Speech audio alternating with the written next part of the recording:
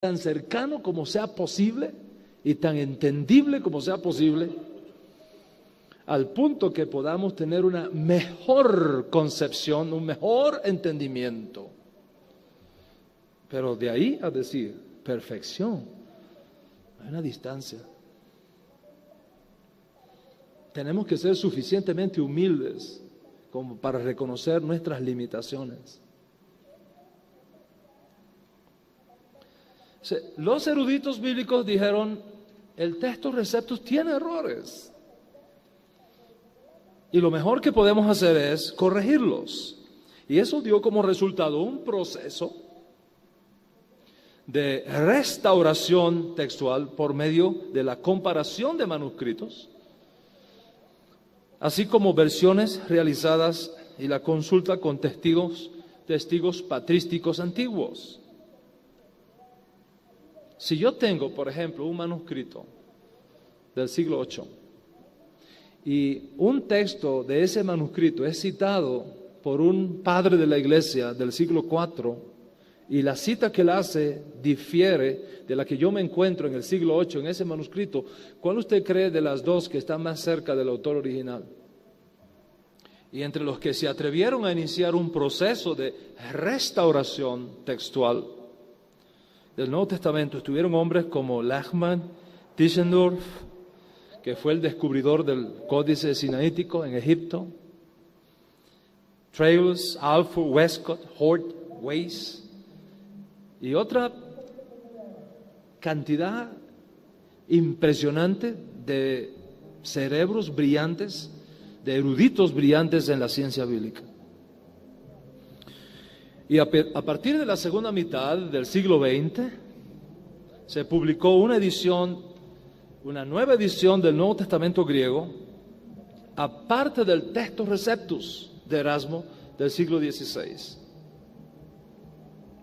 Y luego en 1955 surgió el famoso Nuevo Testamento griego de Nestor. Yo recuerdo que durante mis años de estudiante del seminario de la Escuela de Teología en Cuba, por 4 años estudiamos el griego del Nuevo Testamento siguiendo la versión griega de Nestor. Todavía tengo ahí en mis archivos los apuntes de esos 4 años de estudio del griego del Nuevo Testamento. No necesariamente del texto Receptus.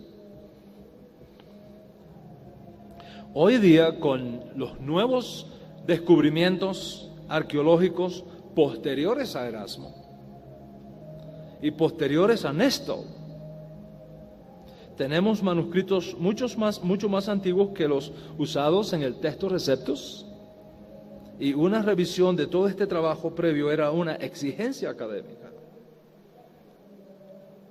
Y debido a esto podemos decir que toda versión que provenga del texto Receptus por asociación está fundamentada en textos secundarios, producto de diferentes versiones textuales tardías, y por tanto no expresan necesariamente la palabra final en la traducción bíblica. Además de esto, hay que decir que en toda revisión de los manuscritos griegos se ha pasado por alto, y esta es una de las bondades de nuestra versión del Código Real, Hasufen Jabaljuti. Se ha pasado por alto, decía, el hecho de que existen evidencias, más allá de cualquier duda razonable, de un estrato hebraico en el Nuevo Testamento que debe ser tenido en cuenta a la hora de considerar seriamente cualquier versión del Nuevo Testamento, si es que buscamos acercarnos lo más posible al autor original. Y hay que decir que nunca lo vamos a lograr por una simple razón. No tenemos los originales que salieron por primera vez de las manos de Pablo. Y eso no tiene que sorprendernos, porque lo mismo ocurre con lo que en Occidente se conoce Antiguo Testamento. las versiones hebreas que nosotros tenemos de las Escrituras del Antiguo Testamento, del Tanaj, en hebreo, los Moisés, los profetas, los salmos, no son originales, son copias. Los originales no los tenemos.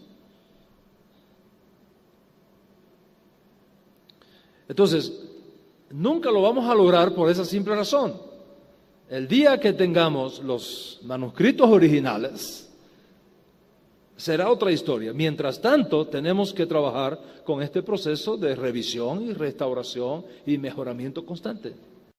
Por tanto, buscar la adaptación, la revisión, la restauración total, con la mira de producir la mejor versión posible en este sentido, es un trabajo encomiable, digno de admiración y de respeto. No es un sacrilegio, no es una herejía, es la fidelidad al pensamiento del escritor original, aunque ello descubra en el proceso que las versiones previas nos habían alejado un tanto de la fuente primaria. Consecuentemente, regresar tanto como sea posible al pensamiento del autor original no es herejía, es rectificación. La herejía sería perpetuar los errores del pasado cuando tenemos las herramientas necesarias para corregirlos en el tiempo presente. Y cuando a todo esto añadimos el hecho de que el Nuevo Testamento es un documento judío, no griego, entonces ignorar la hebraicidad del Nuevo Testamento es un grave daño a la transmisión del pensamiento original del autógrafo sagrado. Y cuando digo que el Nuevo Testamento es un documento judío, quiero decir que el núcleo central de su sustancia es hebraico. Y consecuentemente, ignorar ese trasfondo hebreo del Nuevo Testamento es un grave daño, no solamente a la traducción, sino incluso a la exégesis y proclamación de las enseñanzas del Nuevo Testamento.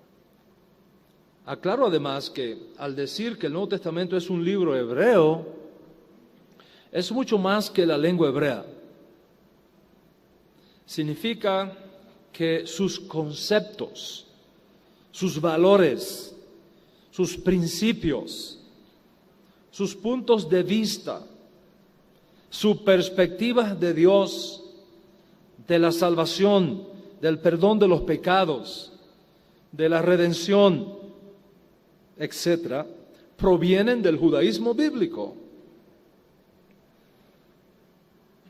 Provienen de una perspectiva hebrea, profética, de la vida, de una mente hebrea,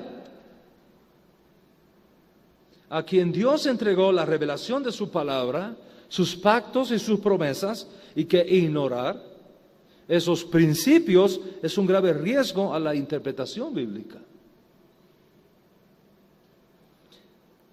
Aunque tú lo escribas en griego, o en alemán, o en castellano, el Nuevo Testamento es una colección de escritos judíos.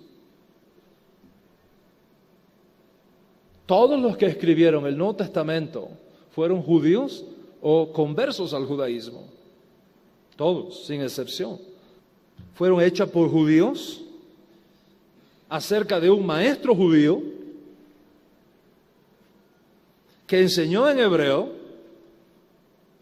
de temas hebreos, a un pueblo judío y que ordenó que su mensaje fuese esparcido a favor de todos los hombres bajo el cielo.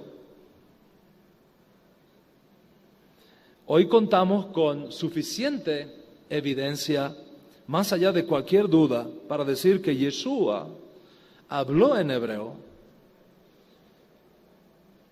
incorporando a esa lengua santa, por supuesto, palabras importadas del arameo, que es una lengua semítica comparable con el hebreo.